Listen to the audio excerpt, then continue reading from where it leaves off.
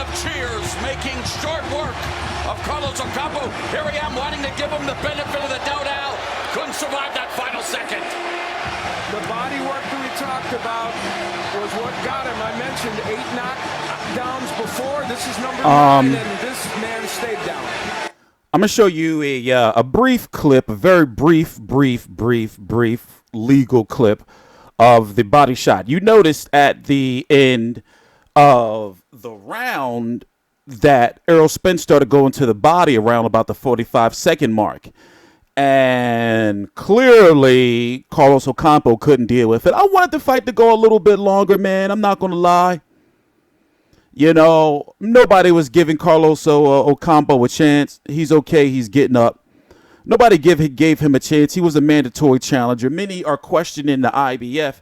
But, you know, it's always been around with questionable rankings, how these guys get as high as they do, you know, in the rankings to be able to get a title shot. But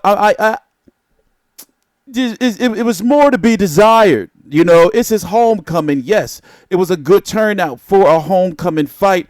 But truth be told, when are we going to see him in Texas again? Now, I understand it's time to move on to bigger things. Many people will want to see him versus a Terrence Crawford. But I got to be honest with you. I don't see it happening. I don't see him being able to fight Terrence Crawford.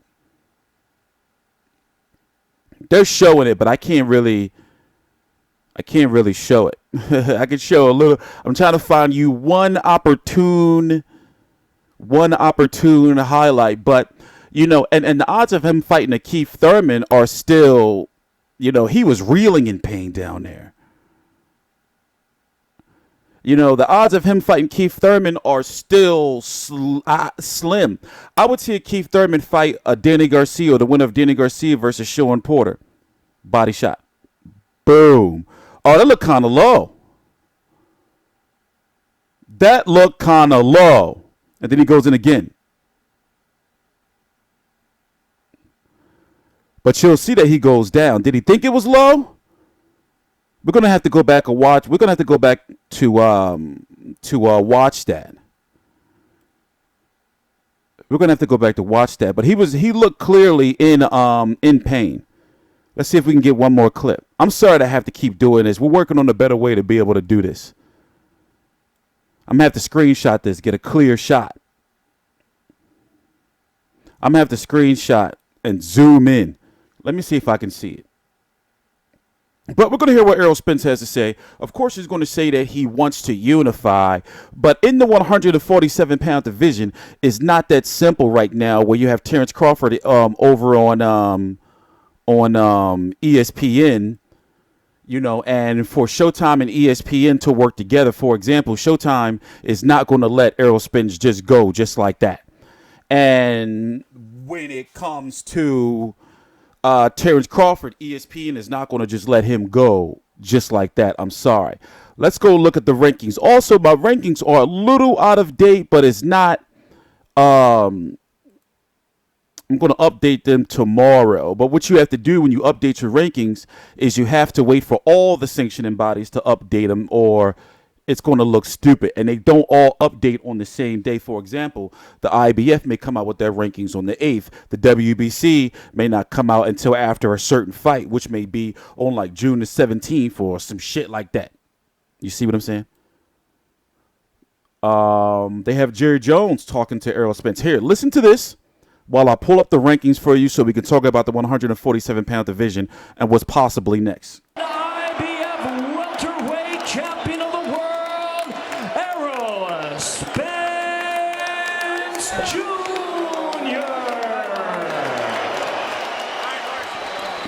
The truth takes care of business in front of this adoring crowd. And let's go back to Jim Gray. All right, Mo, thank you very much. Errol, congratulations. That was quite a performance. How do you assess such a quick stoppage?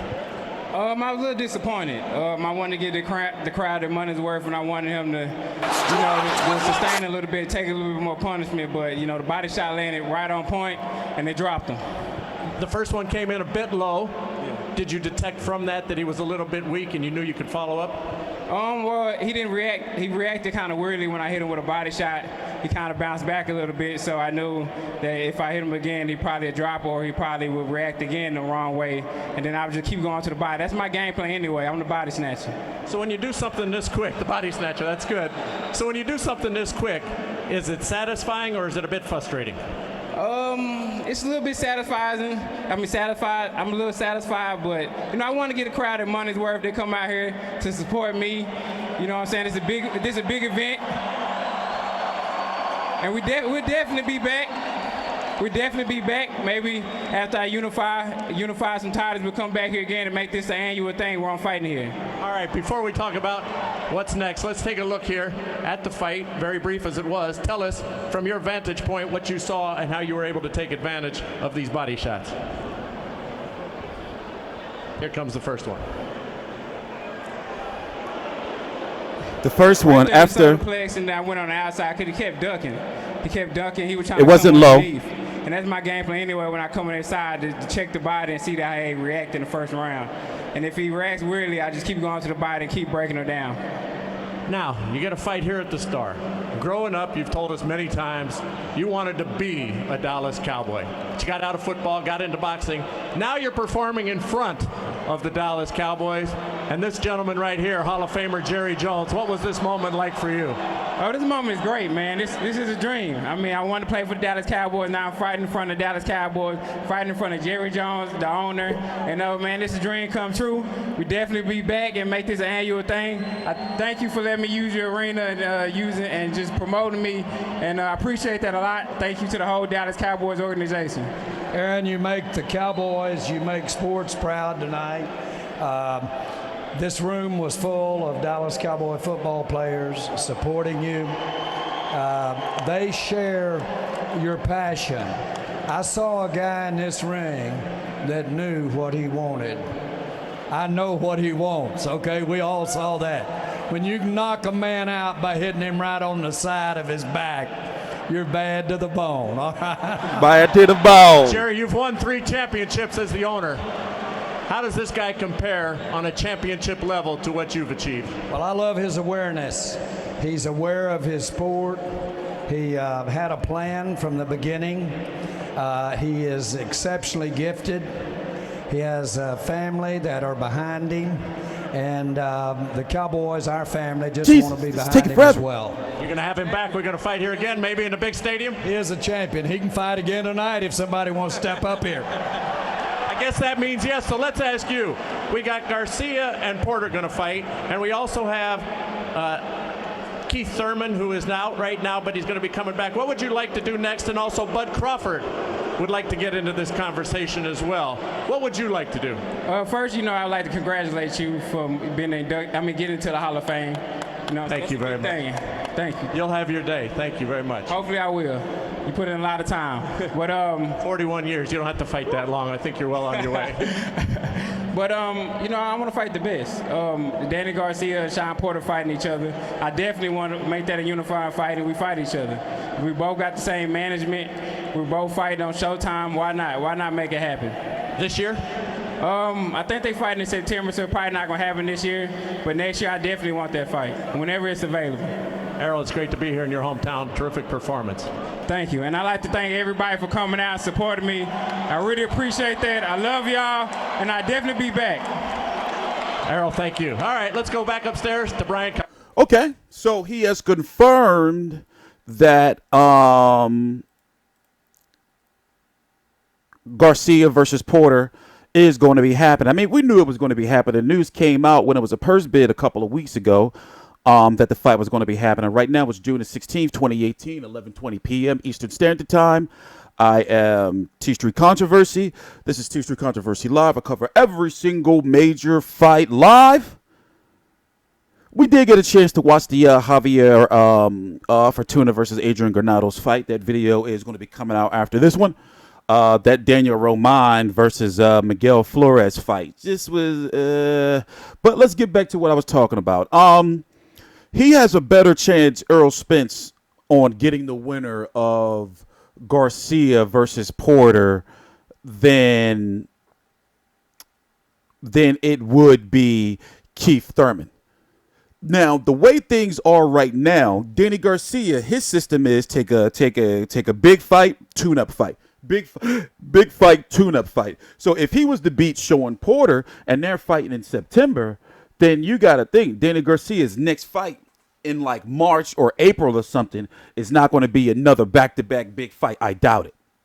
Their system just don't work like that, you know?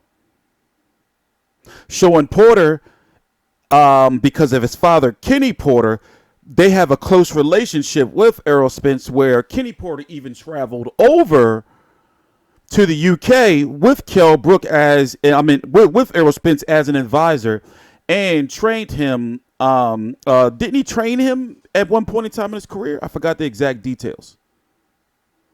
So there's some. I've heard that they wanted to stay away from each other until it was absolutely necessary. So if Errol Spence versus Shawn Porter was to happen, it's going to happen if they have, two belts. You see what I'm saying?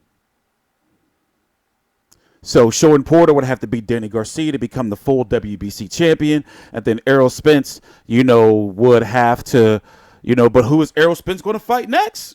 He's got to fight one more time this year, right?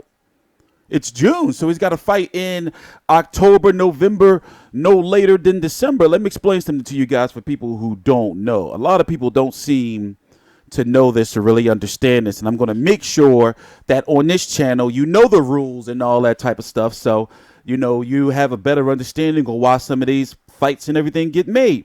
Now, my rankings are not completely fully up to date, but for the most part, you can use it as a guideline. I'm going to update these. I got to check to make sure the 4 sanctioning bodies, WBC, WBA, IBF, and WBO, have their June rankings all uploaded. Because you'll run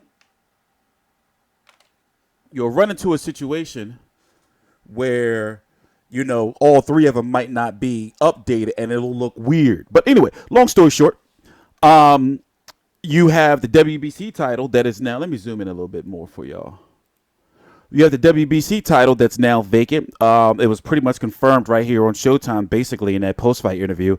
And we knew about it a few weeks ago that Danny Garcia is going to be taking on Shawn Porter for the vacant WBC title because Keith Thurman was about to be stripped, so therefore he let the title go, which was smart. It's better to quit before you fired, right? So one important thing to note is you must face somebody in the top 15.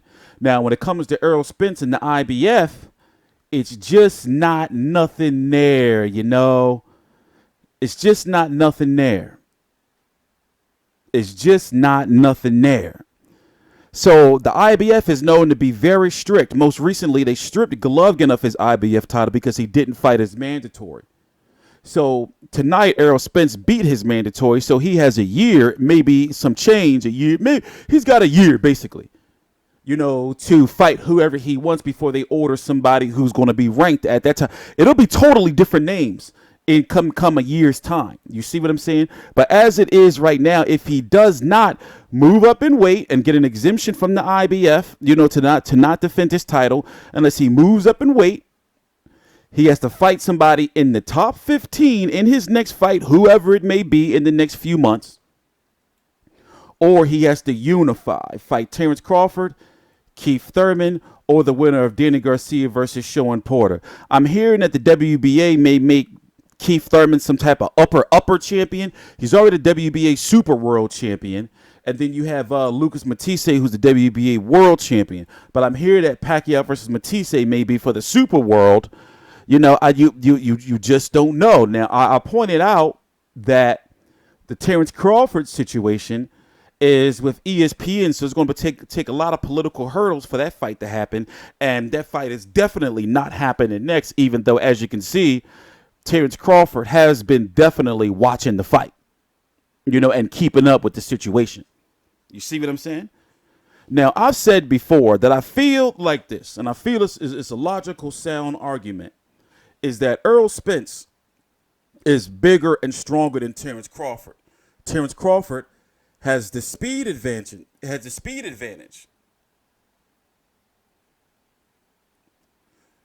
but he's going to be smaller. Now, what we did see tonight, which I'm glad Showtime did, which they rarely do, and I wonder if it's to show that Spence is not much bigger than Crawford, but we saw the rehydration weight of 156 pounds.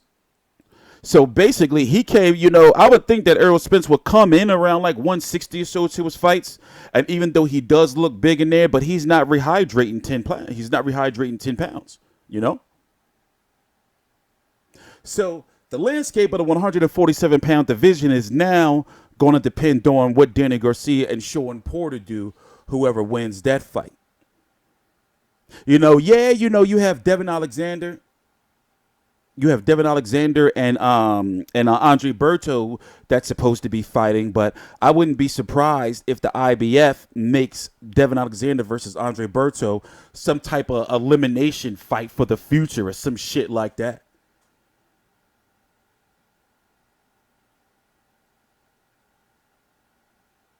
So, sorry about that. That's rude. I got to stop doing that. I'm TstreeT Controversy. This is TstreeT Controversy Live. I cover every single major fight live. Please subscribe.